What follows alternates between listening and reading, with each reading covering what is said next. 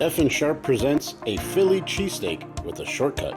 The F and Sharp Santoku knife is one of my go-to knives. Great for all-around kitchen prep.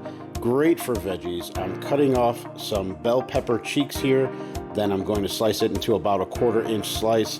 Then we'll turn that, cut against those slices into a nice diced green bell pepper. And then I'll get working on some onion. I'll cut it in half root end to root end. Lay the cut side down on a cutting board. Slice almost all the way to the root end. Then horizontally once or twice. Then downwards, creating a nice dice.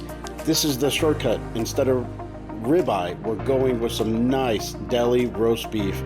Then taking our F and Sharp bread knife, cutting into that hoagie. It's not just for bread. This knife is also great for slicing up roast beef or some roast pork.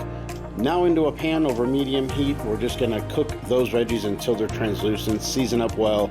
Into the pan with that roast beef, cover it up with the veggies, then lay down some good American cheese, cover it up, let it get all melty. Then we'll go ahead and stir all this together, kind of combine it, let everything get enrobed in that American cheese. Once everything is pretty well incorporated, just go ahead and kind of shimmy everything to the middle, lay your bread, cut side down right on the meat, cheese, and veggies, let it steam for a moment, then carefully flip it, then get all those last bits into there. Now this is not finished just yet. It may look like a monster to take down. There's one more step, it's a little trick. We're gonna go ahead and lay this sandwich into a piece of aluminum foil, and we're gonna wrap it up tightly. And this is gonna allow it to steam a little further, the bread to kind of take in any of those extra juices, and this will have everything just come together nicely. Once it's wrapped up, just let it lay there for about 5 to 7 minutes. It'll stay nice and hot.